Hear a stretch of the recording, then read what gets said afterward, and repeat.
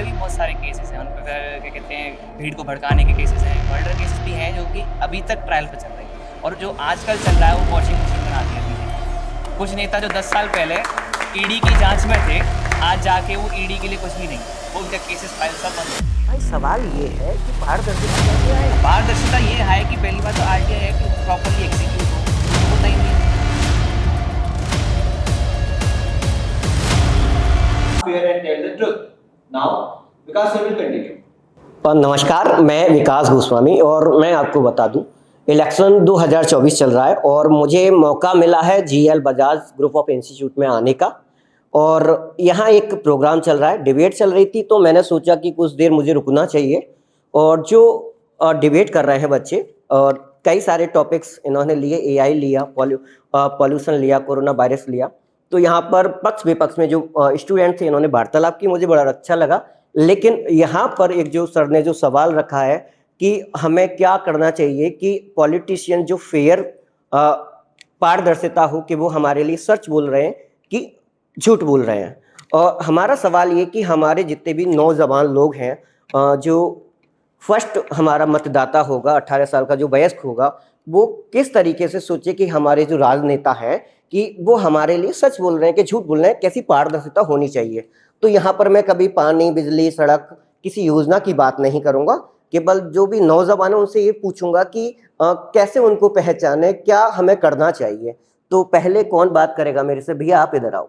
आप बहुत, भैया के लिए ताली बजाओ पहले, बहुत अच्छा बोला। तो ब्रदर, क्या नाम है आपका? मेरा नाम आकाश गौतम है। आकाश गौतम जी, आप क्या करते हो? मैं झील बजाज में 3rd ईयर बीटेक का छात्र हूँ। ठीक, तो आप मुझे बताइए, जो क्वेश्चन सर ने रखा, तो हमको क्या करना चाहिए? आप कितने साल के हो? जी मैं अभी 21 का हूँ। 21 के हो। आपने कभी वोट दिया? जी एक बार दे चुका हूँ मैं। अच्छा, पार्षद तो वाले वोट दे चुका हूँ। पार्षद वाले वोट दे चुके हो। तो हमें क्या करना चाहिए कि उनको, मतलब राजनेताओं की, हमें ये पारदर्शिता पता चले कि ये झूठ बोल रहा है, सच बोल रहा है, हमारे लिए क्या करेगा? सबसे पहले तो हमारे जो 4 स्तंभ हैं, जुडिशरी, न्यायालय और हमारी जो मीडिया है, सभी को पहले अलग अलग रखना चाहिए, क्योंकि पॉलिटिक्स इस सब अलग अलग ही है भाई। नहीं, अलग अलग है, बट इनका सरकार इस पर जोर दबाव डाल रही है, अच्छा। क्रिटिक्स डाल रहे हैं। और उसके अलावा सबसे बड़ा जो है, हमारी जनता को जागरूक होना होगा, क्योंकि यही तो सवाल है, जागरूक कैसे हो? क्योंकि आपके पास जब नॉलेज होगी तभी आप बता सकते हैं कौन सही है कौन नहीं है। आप उनसे फैक्ट्स मांग सकते हैं। जैसे कि अभी हम बात करें बॉन्ड्स के बारे में, अगर कुछ ग्रुप ऑफ पीपल्स अगर जागरूक नहीं होते तो ये बॉन्ड्स के बगैर, बॉन्ड्स जो हमारे एसबीआई बॉन्ड्स थे उनके बारे में हमें नहीं पता चलता। ताली बजा दो भाई के लिए। अच्छा, इसी तरह से हम कह सकते हैं कि जनता को जागरूक होना पड़ेगा। और जो हमारे इलेक्शन कमीशन है, जब भी कोई कैंडिडेट खड़ा होता है तो उसके बारे में पूरी डिटेल्स जो अभी भी छुपाई जाती हैं, वो सब पारदर्शिता के साथ रखी जाए, तभी हम एक अच्छे बेहतर बंदे का चुनाव कर सकते हैं। हम किसी पार्टी विशेष या जाति धर्म के आधार पर देने की जगह लोकल लीडर्स, किसी बड़े फेस को वोट ना देकर अपने लोकल लीडर जो है उनको भी देखें। आज सरकार की तरफ से एक ऐप है, माई वोटिंग ऐप, आप इलेक्शन कमीशन का ऐप है, आप वहाँ पर जाइए, आपके पास लोकली जो भी कैंडिडेट्स खड़े हुए हैं आपके पास उनकी पूरी डिटेल्स आ जाएगी। आप उनको थोड़ा जा सकते हैं, उनके बारे में पढ़ सकते हैं, तो आप इस तरह से बेहतरीन वोट दे सकते हैं। वहाँ पर उनकी डिटेल्स भी मिलती है। अच्छा, तो मैं इससे भाई की तरफ से मैं पूछना चाहूंगा, भैया ने एक शब्द बोला पारदर्शिता।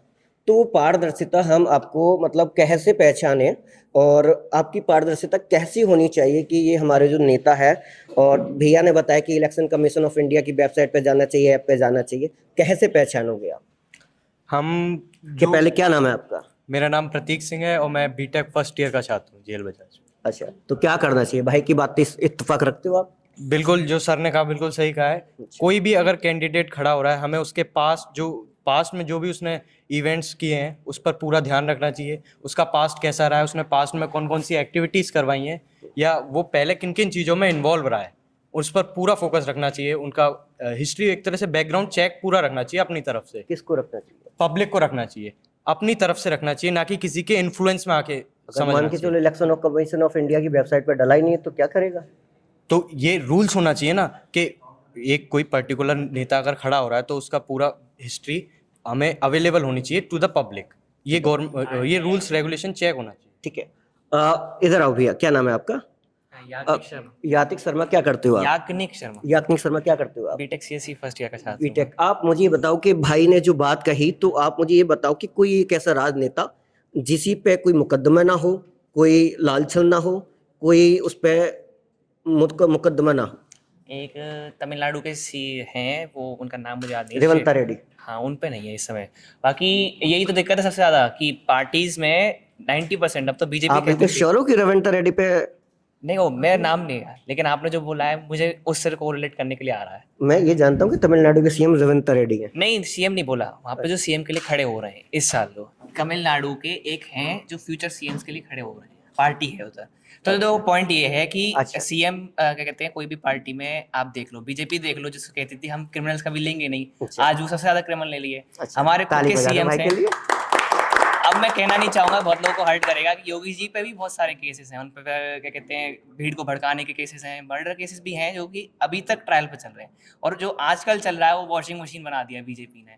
कुछ नेता जो 10 साल पहले ईडी की जांच में थे, आज जाके वो ईडी के लिए कुछ भी नहीं है, वो उनका केसेस फाइल सब बंद हो गई हैं। भाई सवाल ये है कि पारदर्शिता कैसे आए? पारदर्शिता ये है कि पहली बात तो आरटीआई एक्ट प्रॉपर्ली एग्जीक्यूट हो, वो तो होता ही नहीं है। आरटीआई हम फाइल करते हैं तो कहीं ना कहीं वो अथॉरिटी या कॉन्फिडेंशियलिटी दिखा के कि ये आपको दे नहीं सकते, जबकि आरटीआई देना तो जरूरी होता है ना, हमारा अधिकार है, उसका नाम ही राइट टू इन्फॉर्मेशन अब एक्ट तो है। सरकार आरटीआई खत्म करने वाली है, पता है आपको? यही करने वाले तो फिर क्या बचेगा हमारे हाथ में। अच्छा। और दूसरा ये भी है कि हम जैसे वोट दे देते हैं भावनाओं पे आके, वो नहीं देना चाहिए।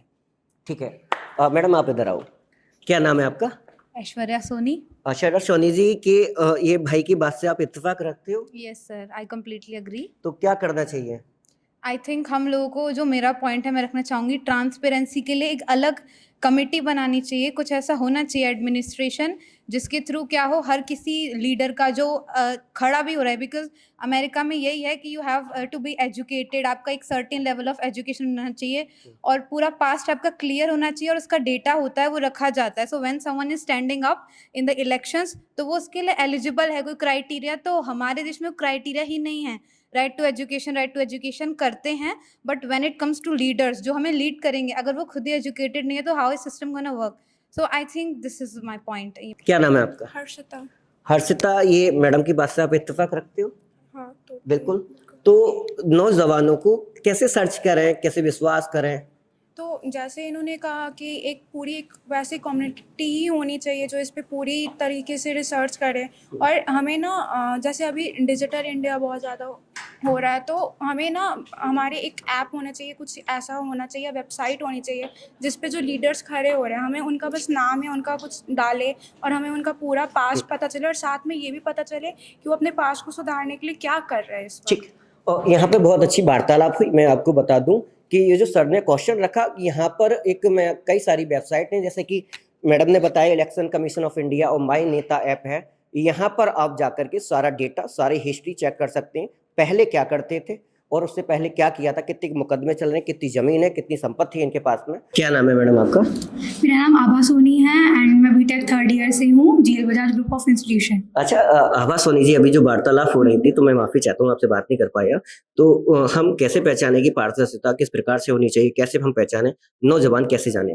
पहले तो जो एक हमारी जो क्लासमेट थी उन्होंने बोला था कि एक कम्युनिटी होनी चाहिए, अलग से एक कमेटी होनी चाहिए और उन लोगों को मतलब पता होना चाहिए। पहले तो एजुकेशन उसका बेस होना चाहिए। हमारे इंडिया में एजुकेशन बेस ही नहीं है, कोई 10th पास है, कोई 12th पास है, तो ऐसे हमारे पास गवर्नमेंट्स आ रहे हैं, ऐसे जी हाँ राजनेता आ रहे हैं, तो वो जो है वो खुद एजुकेटेड तो है नहीं है, तो वो कैसे देश को चला पाएंगे? उनको खुद ही एजुकेशन के बारे में नॉलेज ही नहीं है। दूसरा, आजकल क्या हो रहा है कि हिंदू रिलीजन लेके आ रहे हैं, रिलीजन के बेस पे जो हमारी जो सिटीजन लोग हैं वो लोग क्या कर रहे हैं, रिलीजन के बेस पे बात कर रहे हैं कि हमें ये नेता चुनना चाहिए, वो नेता चुनना चाहिए, या फिर लोग कास्ट के बेस पे कि हमारी कास्ट से है, पंजाब से है तो पंजाबी लोग, तो वो अपने कास्ट के लोगों को सपोर्ट करते हैं, ये नहीं कि जो एक्चुअल में डिजर्विंग कैंडिडेट है उसको सपोर्ट किया जाए, तो ऐसा नहीं हो रहा है। लेकिन आभा जी, मेरे को एक बात बताइए, आप जो डिजर्विंग कैंडिडेट है उसका तो टिकट कटता ही नहीं है, टिकट तो किसी और को मिलता है जो बाहुबल होता है, जिसपे बहुत सारे मुकदमे होते हैं, बहुत तो सारे इसके लिए काम होते हैं। जो हमारे सिटीजन्स लोग हैं इनको अवेयर होना पड़ेगा, नॉलेज करनी पड़ेगी कि कौन डिजर्विंग कैंडिडेट है, क्योंकि वहाँ पे तो करप्शन है ही है, तो वहाँ का कुछ हो नहीं सकता है। लेकिन अगर सिटीजन अवेयर हो जाएगी तो वो कर पाएगी कि कौन सा नेता वो चूज करेगी, क्योंकि उस पर पावर है। सिटीजन कितना भी अवेयर हो जाए, लेकिन वहां पे जब मोटा धन पहुंच जाएगा तो आप क्या कर लोगे? तो यही तो चल रहा है, करप्शन इसीलिए तो है क्योंकि मोटा धन के पीछे लोग भाग रहे हैं। अगर मोटा धन ही रीजन नहीं होता तो फिर जस्टिस होता लोगों के साथ।